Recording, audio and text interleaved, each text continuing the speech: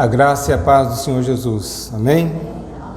Gostaria de convidar os irmãos a abrirem as suas Bíblias no Evangelho de Mateus.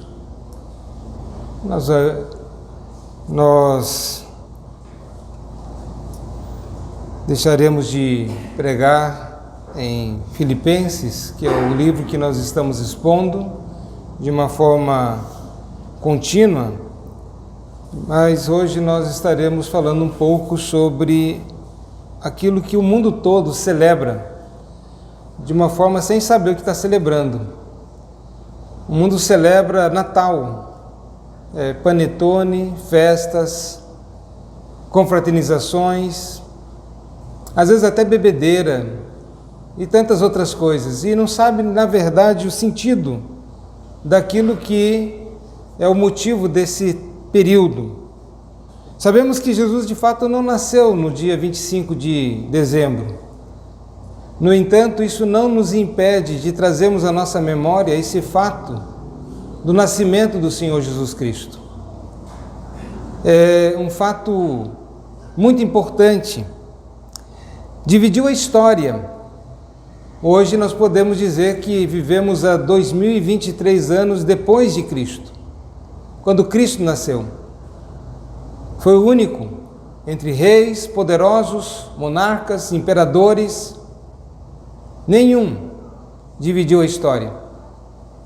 Nós podemos perceber aí o papel relevante do Senhor Jesus Cristo na história. Não é um ser, portanto, mítico, uma fábula, mas é de fato o Deus Criador dos céus e da terra que vem, nasce para um propósito muito peculiar, que só Ele poderia fazer: salvar pecadores. Portanto, embora, como disse, não seja a data do nascimento do Senhor Jesus, na verdade, pelos estudos podemos perceber que seria muito pouco improvável, na verdade era improvável o nascimento de Jesus em dezembro, mas é um dia que nós devemos celebrar, sim, trazer à nossa memória a vinda do Senhor Jesus Cristo. Nós estamos aqui, na verdade, reunidos nesta noite, porque Ele veio, porque Ele nasceu.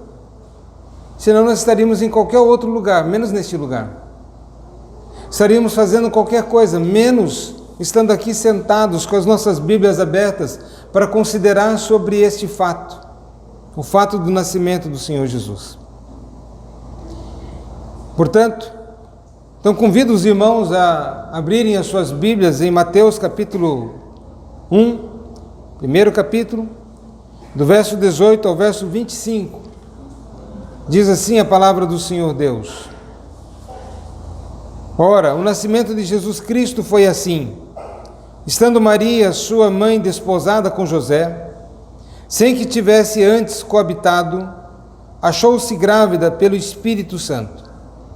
Mas José, seu esposo, sendo justo e não a querendo infamar, resolveu deixá-la secretamente.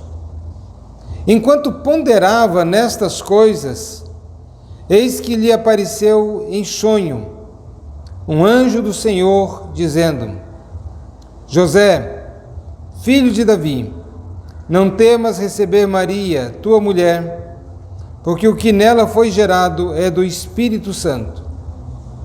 Ela dará à luz um filho, e lhe porás o nome de Jesus, porque ele salvará o seu povo dos pecados deles.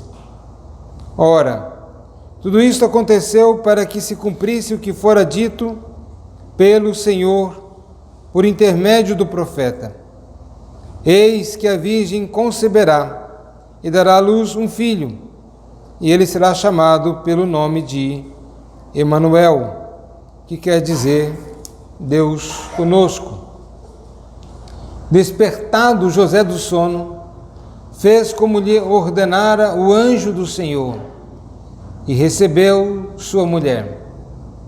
Contudo, não a conheceu, enquanto ela não deu à luz um filho, a quem pôs o nome de Jesus. Oremos, irmãos.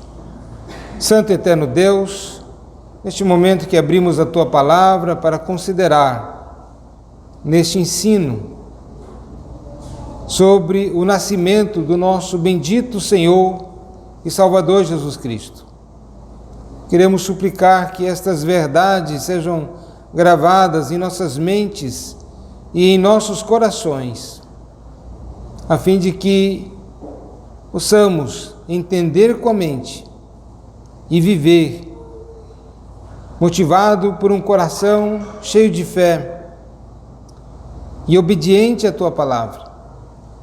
Assim nós oramos, ó Deus, em nome do Senhor Jesus Cristo. Amém. Verso 22 do texto que nós acabamos de ler nos diz: ora, tudo isto aconteceu para que se cumprisse o que fora dito pelo Senhor por intermédio do profeta. Essa história, embora tenha este início aqui, quando José, Maria são visitados por Deus, Maria primeiramente, e ela concebe por obra do Espírito Santo, mas acontece algo, e de fato José quer algo estranho, racionalmente vamos dizer, aconteceu algo, ninguém fica grávida de graça, então ele quer deixá-la. Na verdade tem duas opções aqui, mas depois nós vimos aqui a narrativa, o sonho que ele tem e o anjo falando através do sonho para José. Mas essa história não tem um início aqui. Essa história é muito mais antiga. Essa história nós podemos retomar ou retornar ao início de tudo, quando Adão e Eva pecaram. E quando o Senhor Jesus, quando o Senhor Deus faz uma promessa, a promessa em Gênesis capítulo 3, verso 15, quando diz que Deus haveria de enviar o descendente da mulher, e esse descendente da mulher haveria de pisar a cabeça da serpente, embora fosse ferido no calcanhar. Isso nós podemos entender como sendo o proto-evangelho, já apontando para o Redentor, para o Salvador, para aquele que haveria de trazer libertação. Mas uma história que começa há muito tempo. A Bíblia toda, na verdade, quando começamos a olhar as páginas, elas estão sempre apontando para o mesmo rumo, para o mesmo norte, sempre apontando para o Senhor Jesus Cristo.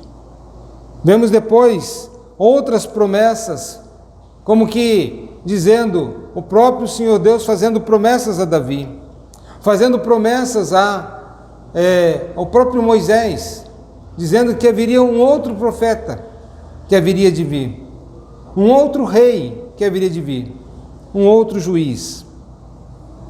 Gênesis, portanto, fala sobre esta promessa. O texto que nós acabamos de ler no verso 23 é uma citação do texto de Isaías, capítulo 7, verso 14, que diz exatamente isto: eis que a virgem conceberá e dará à luz um filho, e ele será chamado pelo nome de Emanuel. Já havia uma promessa, já havia, na verdade, inúmeras promessas.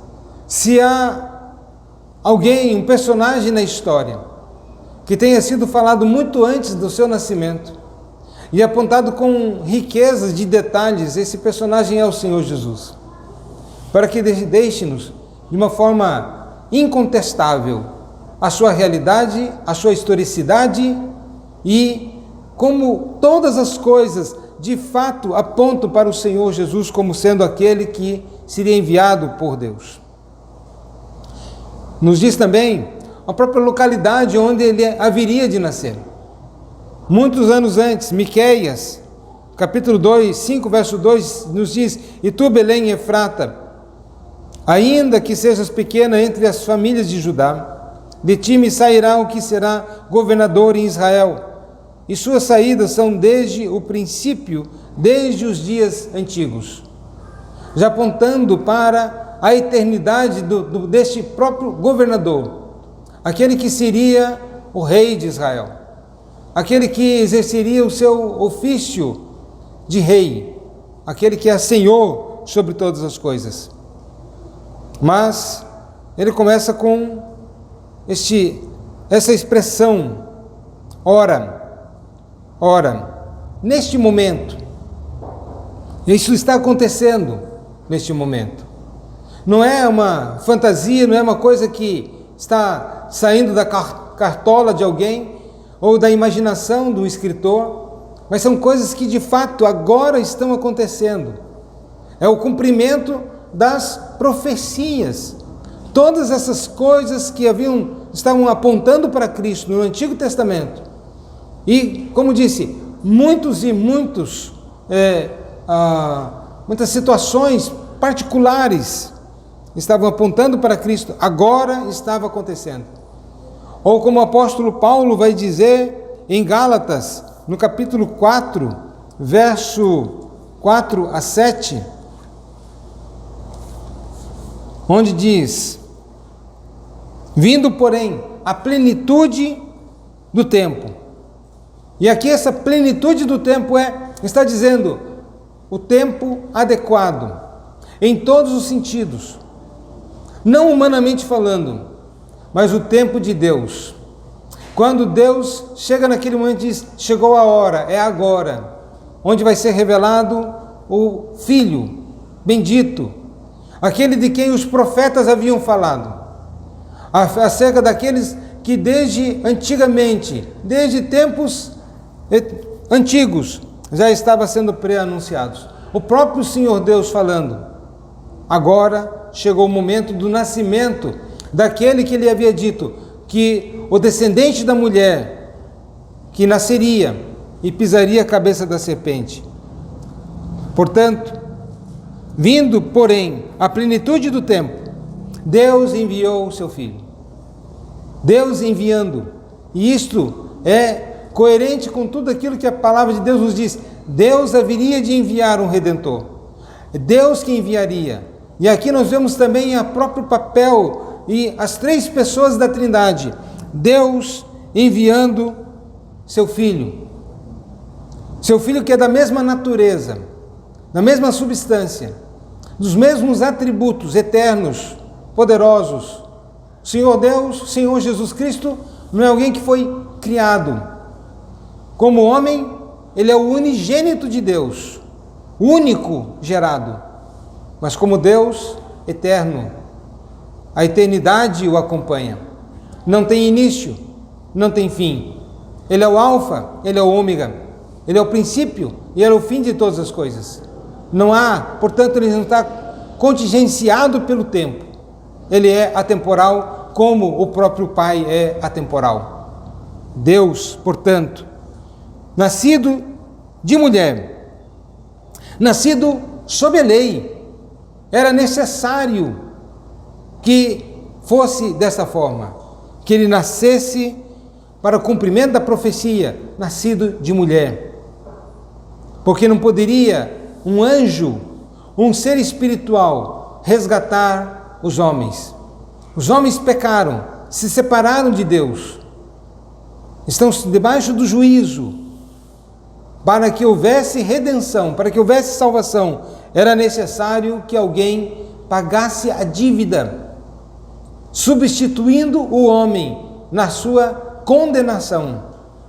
Por isso, a imperiosa necessidade da cruz de Cristo, nascido sob a lei, para resgatar os que estavam sob a lei, a fim de que recebêssemos agora a adoção de filhos. Portanto, aquela ideia, todo mundo é filho de Deus, errado. Deus adota, Deus adotou. Quem Ele quer adotar. Não depende de quem quer, nem de quem corre, mas de Deus usar da sua misericórdia. Mas a todos quantos o receberam, Deus deu o poder de serem chamados filhos de Deus, a saber, os que creem no seu nome. Mas não depende do sangue, da carne, da vontade do homem, mas da vontade de Deus. A adoção, portanto, é um ato livre da ação divina e não da ação do homem, para resgatar os que estavam sob a lei, a fim de que recebêssemos a adoção de filhos. E porque vós agora sois filhos, enviou Deus ao nosso coração o Espírito de seu Filho, o Espírito Santo.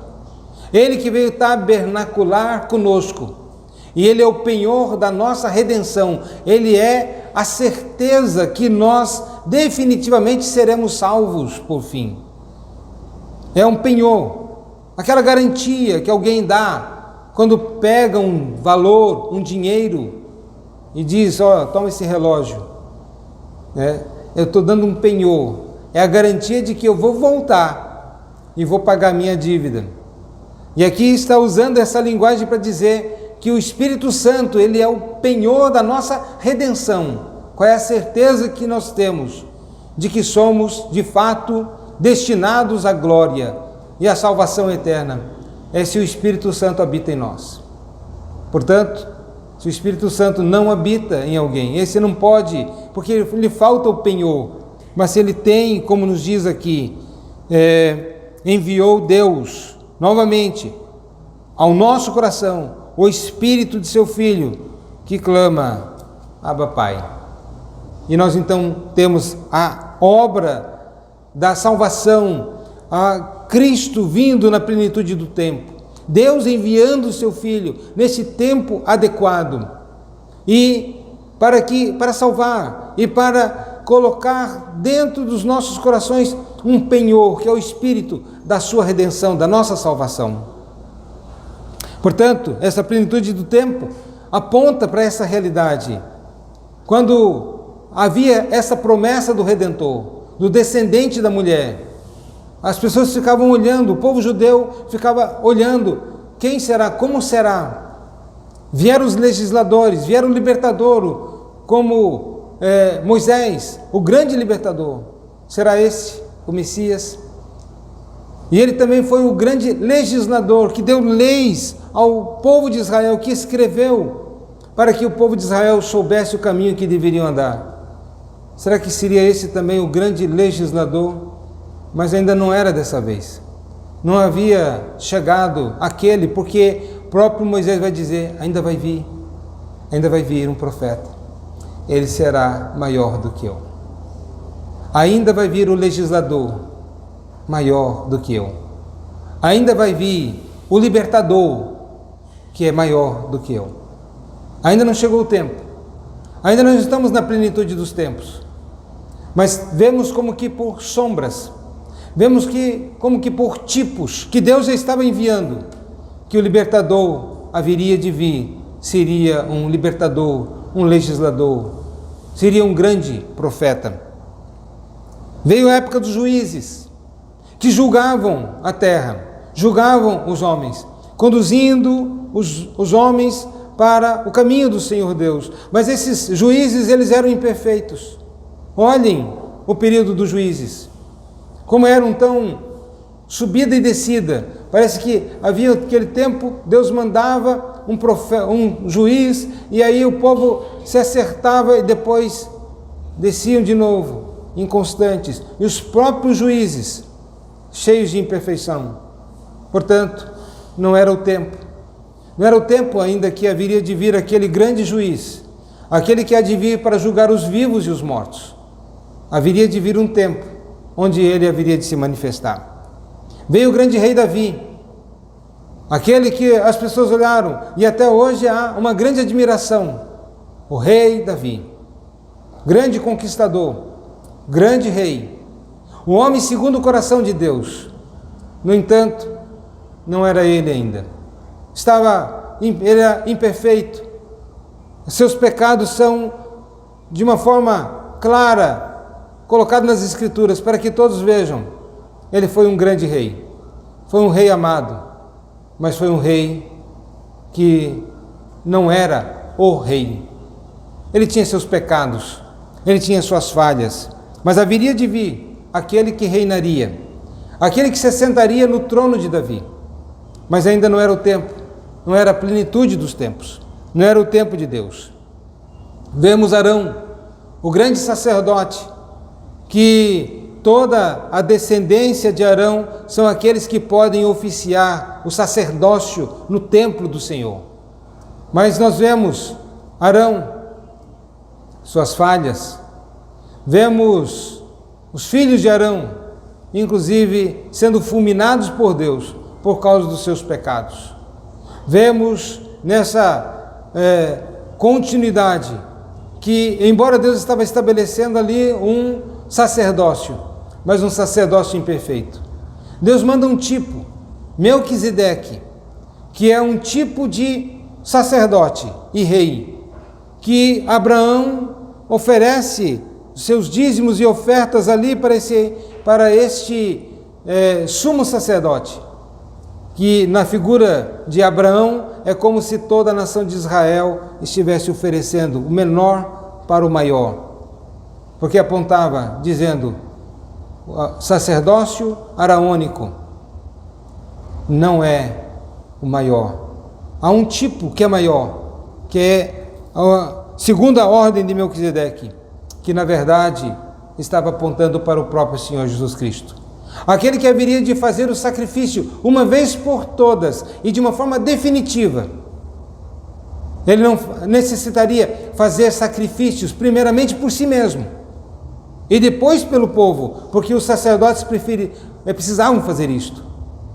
Nenhum sacerdote entraria no Santo dos Santos, no dia do Yom Kippur, no dia da expiação, entraria, vou fazer expiação pelo povo, sem antes fazer expiação por si mesmo. Já era uma autodeclaração, eu sou pecador, eu preciso primeiro de perdão, para depois poder ser um mediador entre Deus e os homens. Mas haveria de vir aquele que faria expiação, não por si mesmo, mas somente por aqueles por quem ele estaria expiando, ou morrendo, ou derramando o seu sangue. Portanto, nós vemos a plenitude dos tempos. Ora, isto é uma expressão da concretização de todas as promessas feitas, de todas as profecias estabelecidas que falavam acerca do Senhor Jesus Cristo. É nesse tempo, ele diz, ora, tudo isso aconteceu para que se cumprisse. Não é, portanto, ele aconteceu, de fato. Não é um mito, não é uma fábula, não é uma coisa inventada pela mente humana. Nós estamos reunidos aqui com base na historicidade. Vejam os deuses pagãos, vejam as mitologias. Não há fundo histórico, somente coisas tiradas da cabeça das pessoas. Nós estamos seguindo e servindo um Deus que de fato se encarnou, faz parte da história. E fez isto para um propósito. E isto aconteceu para que se cumprisse o que fora dito pelo Senhor. Deus falou. A sua palavra é perfeita. Ele vela pela sua palavra para cumprir. Os anos se passaram. Percebam que Isaías, quando dá essa mensagem, essa profecia que a Virgem conceberia 600 anos antes de Cristo nascer. E se nós olharmos todas as profecias concernentes a Cristo, nós nos admiraremos de tudo que se fala sobre Cristo. Quem o venderia? Por quanto venderia? Como que ele morreria? Onde seria sepultado? Como seria sepultado? O que aconteceria depois disto? Todas essas coisas, em todo o seu ministério, todas as coisas faladas acerca de Jesus, 600 anos, 700 anos, 800 anos, e se cumpriu de uma forma cabal, de uma forma perfeita. Nada do que aconteceu no ministério e na vida do Senhor Jesus foi ao acaso. Todas as coisas aconteceram para que se cumprisse o que Deus havia falado por intermédio dos profetas. E isto aconteceu. E verso 18 nos diz ali sobre, ora, o nascimento de Jesus Cristo foi assim, estando Maria, sua mãe, desposada com José, noivo, portanto, de José, não era ainda casada, mas na cultura judaica o noivado era um passo anterior ao casamento, tão certo, tão seguro, que só poderia ser quebrado o noivado com carta de divórcio. Não haveria uma outra possibilidade. É por isso que era considerado algo terrível se alguém estando prometida ou prometido e adulterasse. Seria considerado propriamente como adultério. Lembramos que o adultério é para quem está casado. É tão seguro, tão certo, de que uma infidelidade seria considerado adultério. Mas aconteceu isto. Ela se achou grávida pelo Espírito Santo. O cumprimento da profecia de que Isaías havia falado. E de fato, o cumprimento. Acho que isso é histórico, é importante. Jesus de fato nasceu. Ele entrou na história. Há um tempo, lemos o texto de Lucas, que vai dizer lá sobre César Augusto, que vai decretar um censo, e nós podemos olhar as páginas da história e vamos ver, de fato, esses personagens. Eles não são, portanto, tirados do nada. José agora tem um problema. José, seu esposo, sendo justo, ele é justo, mas racionalmente ele diz, algo aconteceu, ela foi infiel. Claro, não há uma outra maneira. Ele sabe que ele não fez nada. Ela aparece grávida. É claro que deve ter acontecido alguma coisa no percurso. Talvez sem entender, porque ele conhece o caráter de Maria. Ele conhece Maria. Ele não sabe o que está acontecendo. Mas sabe também que pela biologia, pela prática, alguma coisa, pela realidade, pelos fatos, alguma coisa aconteceu. É a única leitura possível que ele poderia fazer. Era a única leitura. Ele não poderia fazer uma outra leitura. Mas percebam o cuidado e a paciência de José. José tinha duas alternativas aqui. Sendo justo, ele pode deixar, infamar ou deixar Maria, ele pode denunciar, ou ele pode deixá-la secretamente. São duas opções. Se ele denuncia, ela pode ser até morta por apedrejamento, por infidelidade. Essa era a lei. Se ele a deixa, ele assume a responsabilidade de que fez a coisa errada e não assume e deixa. E ele está ali sendo justo. E o que ele faz? Ele conhece Maria. E o que ele pode fazer? Como explicar tudo isto? Mas percebam que ele, enquanto ponderava, ele estava pacientemente, não foi abrupto, não foi impensado, não foi numa ação repentina. Tem gente que age assim, acontece alguma coisa, imediatamente ele tem que retrucar, imediatamente ele tem que falar, imediatamente ele tem que agir, imediatamente tem que se defender, imediatamente. Portanto, o homem nesse imediatismo muitas vezes erra. Não só o homem, digo o gênero humano. Em vez de ter a paciência, a calma, vamos ver. O que pode ser? Ele estava ponderando sobre isto. Quando, no sono, ao adormecer, ele tem um sonho. Mas é mais do que um sonho. É uma revelação. O anjo do Senhor fala por intermédio do sonho. E ele, então, entende ser Deus. É um sonho diferente. é uma coisa que é inquestionável, da intervenção de Deus. Deus intervindo na decisão e ele ficando em paz. Agora ele entende. Aquilo que ele não poderia entender pela lógica, agora ele pode entender, porque ele é um homem de fé. E ele sabe que Deus é, quem Deus é, sabe que Deus pode agir e intervir. Ele conhece a história das intervenções de Deus, ele conhece a história das manifestações prodigiosas do Senhor Deus na história do povo de Israel. Ele é do povo de Israel. Ele é um homem que é crente. Ele não tem nenhuma razão para não crer nas intervenções de Deus. E ele sabe disso. E agora, eu gostaria de me concentrar nesta questão, quando, verso 21, enquanto ponderava nestas coisas, verso 20, eis que lhe apareceu então em sonho um anjo do Senhor, dizendo: José, filho de Davi, não temas receber Maria, tua mulher, porque o que nela foi gerado é do Espírito Santo. Novamente, e lembrando, havia uma promessa. Ele conhecia a Bíblia. Eis que a virgem conceberá. Ele conhecia a Bíblia.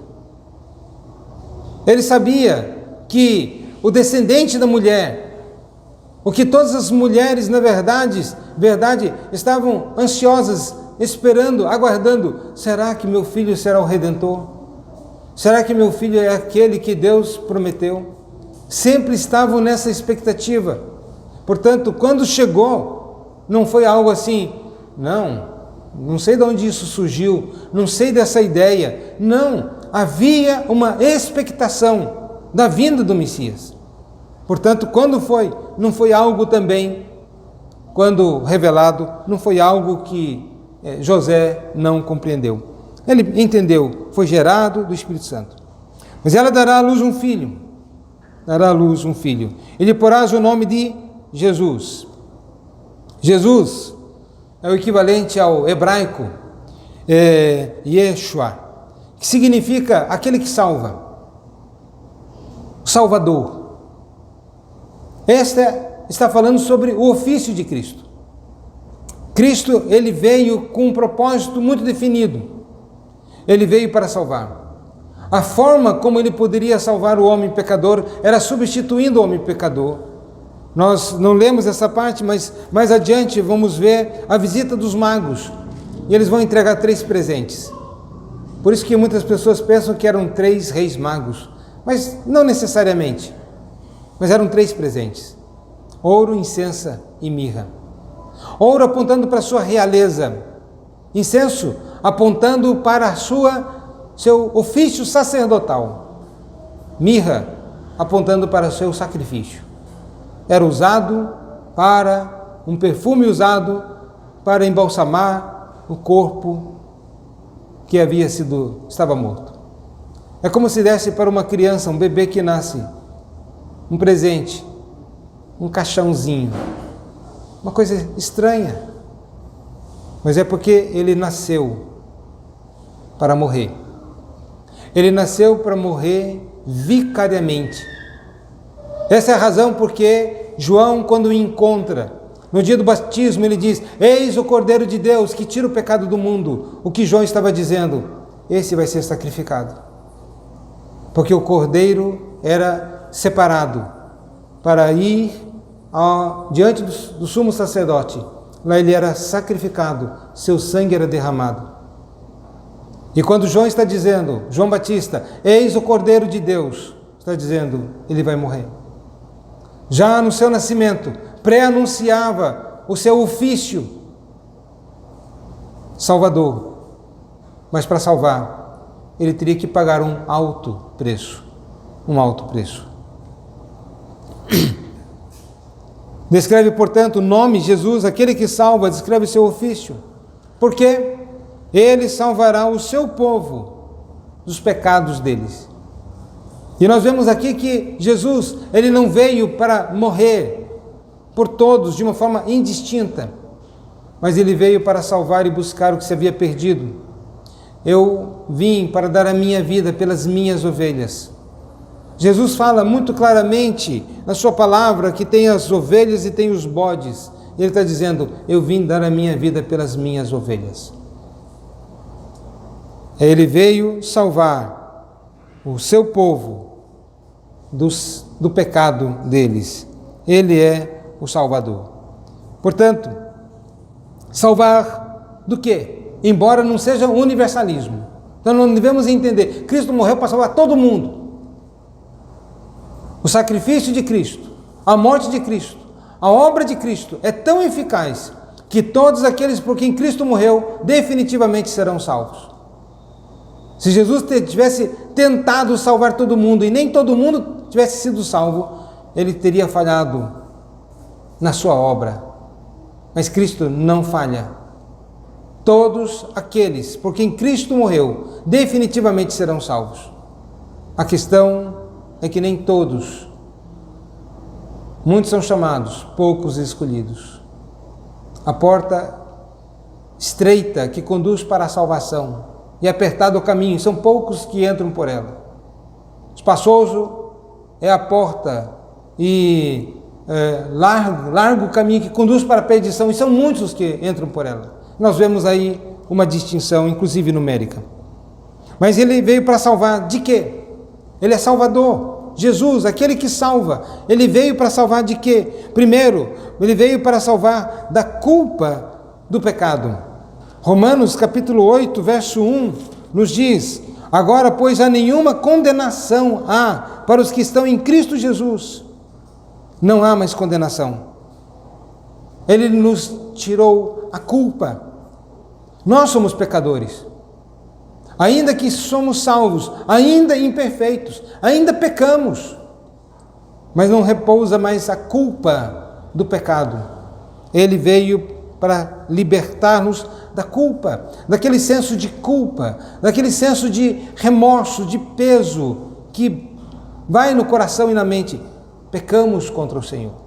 Então, Jesus, ele veio tirar-nos da culpa do pecado. Mas não somente ele nos livra da culpa do pecado, mas ele nos livra também do domínio do pecado.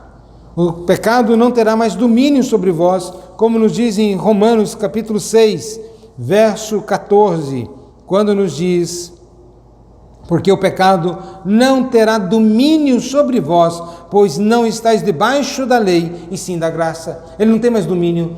O pecado era como algo que dominava, escravizava e ordenava, dizendo: você tem que fazer isso. O pecado era como um senhor que, escravizando a pessoa, puxava para lá e para cá. Quando Paulo vai dizer em Efésios, os quais andastes outrora, como que nós andamos outrora? O sentido é de alguém que está manietado, amarrado, acorrentado nas mãos e nos pés, e alguém está puxando para lá e para cá. Não é alguém que está passeando, andando, mas é alguém aprisionado, fazendo a vontade da carne, fazendo a vontade dos pensamentos, fazendo a vontade que não era a vontade de Deus.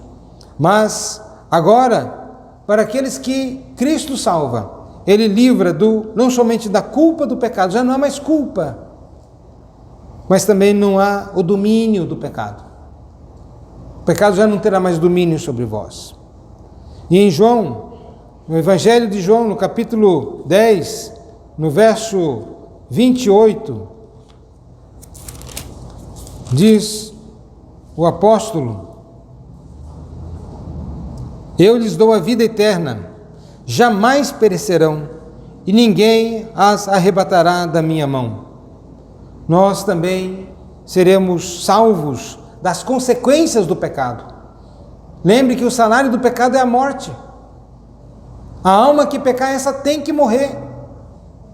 Todos nós pecamos, todos pecaram e carecem da glória de Deus. Qual é a consequência? Morte, condenação.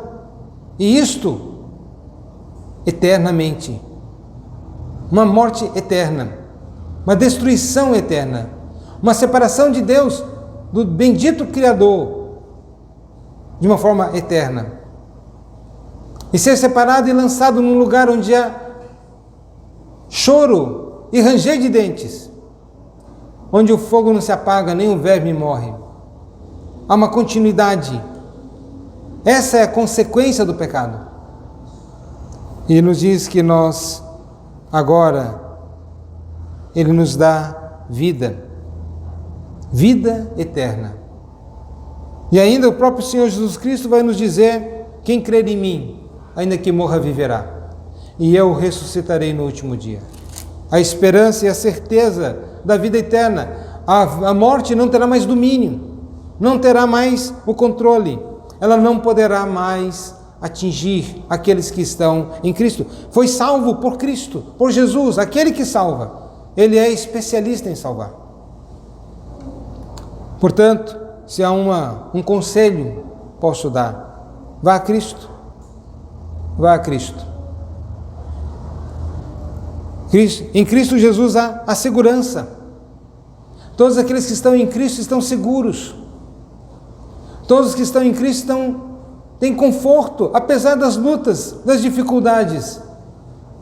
Mesmo que esteja diante do martírio, mesmo que esteja à beira da morte, há um conforto. Eu sei em quem eu tenho crido. Eu sei que o meu Redentor vive. Eu sei que, ainda que as coisas estejam aparentemente ruins, eu me alegro no Deus da minha salvação. Eu me alegro. Olha a esperança, há um conforto que aqueles que não têm Deus não podem ter. Não podem ter esse conforto. Há também a salvação. Vá a Cristo. Não importa a vida pregressa. Deus, o Senhor Jesus Cristo, Ele salva a todos. A abundância, a todos, nesse sentido de não importa o quão vil, quão baixo tenha chegado, Ele pode salvar, mas Ele definitivamente não salvará aqueles que não recorrem a Ele. Vinde a mim, todos que estáis cansados e sobrecarregados, e eu vos aliviarei. Essa é a promessa do Senhor Jesus. Vinde a mim, mas definitivamente Ele não salvará os orgulhosos, os arrogantes, os que estão cheios de justiça própria, os que acham que não precisa de Cristo. Mas aquele que ora diz: Senhor, eu sou um cara bom, eu sou uma pessoa tão especial, o Senhor tem sorte de ter um cara como eu do seu lado. Esse é o arrogante, cheio de justiça. Mas olha, quando Jesus fala sobre aquele homem que orava, nem ousava levantar a sua cabeça e dizia: ó Deus, tem misericórdia de mim, sou um miserável, pobre pecador. E Jesus vai dizer: esses dois subiram para orar. Quem vocês acham que Deus ouviu a oração? Aquele que se reconhecia como pecador. Jesus, afinal de contas, Ele não veio buscar e salvar o que já está encontrado. Ele veio buscar e salvar o que se havia perdido. Jesus, Ele não veio curar sãos. Ele veio curar doentes da alma. Aqueles que dizem: ó Deus, eu estou desesperadamente doente, salva-me. Jesus, Ele poderá fazer isto. Aqueles que recorriam a Jesus, há um texto que diz: eles iam a Cristo e Jesus curava a todos. A todos quem? Todos que iam atrás dele. Há pessoas que não iam, não eram curadas.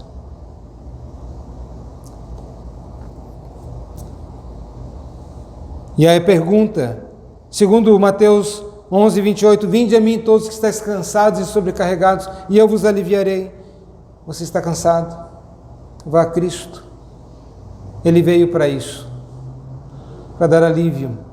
É por isso que podemos celebrar com alegria a vinda de Cristo, porque nele há abundância de salvação, há conforto, há consolo.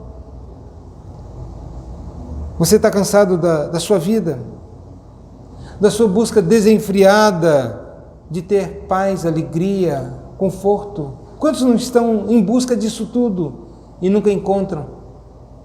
buscam e nunca encontram. Estão atrás de plena satisfação. Mas olha o que nos diz o salmista no Salmo 16, verso 11, que nos diz: Tu me farás ver os caminhos da vida. O salmista dizendo: O Senhor me fará ver os caminhos da vida. Na tua presença há plenitude de alegria. Na tua destra, delícias perpetuamente.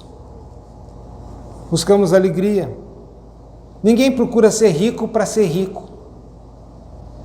As pessoas buscam ser rico por aquilo que a riqueza pode lhe conferir. Uma vida tranquila, muita festa, muita alegria, muito sorriso. Ninguém pensa assim: eu quero ser rico, eu estou a fim de ser rico. O meu objetivo é ser rico, ainda que eu fique miseravelmente enterrado numa cama de hospital para o resto da minha vida. Eu troco a minha saúde pela riqueza. Alguém faria isso? Não. Ninguém faria isso. Todo mundo quer felicidade, quer alegria. E ele vai dizer: eu tenho o caminho da vida. Venha a mim. Há delícias perpétuas. A alegria abundante. Venha a mim. Mas Jesus não somente é aquele que salva, Ele também é o Emanuel. Ele é o Deus conosco. Como nos diz o texto: Ele dará à luz um filho e lhe porás o nome de Jesus. Verso 21, verso 23. E ele será chamado pelo nome de Emanuel. Emanuel significa Imano, conosco. El, Deus. Deus conosco. Aponta para não para o seu ofício agora, mas para a sua natureza. Ele é o que é, ele não pode deixar de ser o que ele é. Ele é Deus. Ele é verdadeiro em todas as suas palavras. Em todos os seus juízos ele é verdadeiro. Em toda a sua palavra de salvação ele é verdadeiro. Por isso que ele nunca se arrepende do que ele faz. Ele não tem essa história: uma pessoa foi salva, aceitou a Cristo, agora é salva, e depois, um tempo depois, ela perdeu a salvação. A salvação não depende do homem, depende de Deus. Depende daquele que salva. Ele que é o especialista em salvar, não o homem que é especialista em ser salvo. A especialidade do homem é ser rebelde. A especialidade do homem é ser pecador, é transgressor mesmo. É isso que é a nossa especialidade. O que nós melhor fazemos na vida: pecar. É isso que nós melhor fazemos. Nosso orgulho, nossa arrogância, nosso egoísmo, isso tudo nos leva para a condenação. Mas ele não. Sua natureza, ele é o que é. Por isso ele vai se apresentar a Moisés como: eu sou. E diga: eu sou. Enviou você, Moisés, ao povo. Diga. O povo de Israel não diz eu sou, eu estou, alguma coisa assim. Mas Jesus, quando ele veio, ele falou e, entre aspas, abusou do termo que o identificava como Deus. Eu sou o pão da vida, eu sou a luz do mundo, eu sou a porta, eu sou o caminho, eu sou a verdade, eu sou a vida, eu sou. E todas as vezes que o povo de Israel escutava Jesus falando isso, eles se arrepiavam, dizendo: nós estamos vendo ele, tocamos nele, como que ele está dizendo que ele é Deus? É por isso que queriam matar Jesus. Jesus pergunta: por que vocês querem me matar? Por qual desses milagres que tenho feito que vocês querem me matar? E eles respondem prontamente: não é pelos seus milagres, nem por aquilo que você fala, mas porque você, sendo homem, se faz igual a Deus. E toda vez que você diz eu sou, você está dizendo que é Deus. Mas é o fato. Esse é o fato, ele é o Emanuel. Ele é o cumprimento da profecia. Jesus é Deus, ele é perfeito Deus. Ele não é um semideus. Ele não é um Hércules da vida. Ele um semideus. Ele é um Deus. É o Deus que se encarnou, sendo 100% homem e 100% Deus. Todos os atributos da divindade estão em Cristo. Por isso, nós temos agora plena confiança, meus irmãos, de crer em Cristo. Porque como eu poderia crer num homem? Homens são falhos. Homens fazem promessas e falham. Homens, às vezes, até de boa vontade, fazem promessas e querem cumprir, mas não conseguem, não têm o poder para isto. Nós estamos falando daquele que é o Deus criador, sustentador de todas as coisas. Algo difícil que ele não possa fazer? Não. Se ele fosse somente um homem, só fosse o Messias, chamado um enviado por Deus, isso não nos garantiria nada. É como se ele tivesse vindo ao mundo de uma forma vã, porque ele diria: ó, gente, esse é o caminho. Eu vim aqui no mundo para mostrar o caminho para vocês. Eu não sou o caminho, mas eu estou mostrando o caminho. Vão por ele e vocês vão ser salvos. Sabe quanta pessoa seria salva? Nenhuma. Lembram? Nós somos especialistas em pecar. Como é que nós iríamos ser salvos? E se Jesus então fosse somente um homem apontando o caminho, olhe para Jesus, olhe o caminho que ele apontou. Não, ele é o próprio caminho. Podemos, portanto, crer nele, podemos confiar nele, nós podemos ter a esperança, a certeza. A minha esperança não é aquela esperança de torcedor de time, espero que meu time ganhe. Não, eu estou esperando na certeza, Jesus voltará. Podemos ter a certeza de que Deus pode fazer de cada um de nós uma nova criação. Portanto, não importa o quão baixo e quão vil sejamos e quão especialistas tenhamos sido na arte de pecar, Ele pode fazer de nós uma nova criatura. E assim, se alguém está em Cristo, nova criatura é. As coisas antigas se passaram, eis que tudo se fez novo. Ele faz de nós nova criação. A mesma obra, o mesmo poder aplicado na obra da criação. Lembra? Deus fez os céus, a terra, todas as coisas. O mesmo poder Ele usa para fazer de nós novas criaturas, para nos salvar e para nos transformar e fazer de nós pessoas radicalmente diferentes e de conceder a nós o poder de sermos chamados filhos de Deus. Que o Senhor Deus nos abençoe, irmãos. Que a bondade e a graça do Senhor Jesus seja sobre nós. Que tantas aplicações que poderíamos colocar. Sejamos pacientes nas nossas circunstâncias, assim como José foi paciente. Olhemos para as Escrituras e vejamos que, como ela é verdadeira e digna de toda confiança, porque tudo aquilo que foi predito no passado aconteceu de uma forma real, histórica. Olhamos para as Escrituras não como um livro de fábulas, um livro de aconselhamento, mas para um livro que é a própria Vox Dei, é a voz de Deus. Olhamos para as Escrituras dessa forma. Considerem, não somente nos seus ensinos, mas também nas suas advertências. Em seu desespero, olhe para Cristo, Ele é o Salvador. Ele veio exatamente para isto. Ele é aquele que salva. Mas Ele também é o Emmanuel. Ele é o Deus conosco. E essa é toda a ideia da redenção. O homem que tinha comunhão com Deus lá no Jardim do Éden, ele foi separado por causa do pecado. E agora Deus conosco. Não é uma ação humana, não é o homem que foi a Deus, é Deus que veio à humanidade.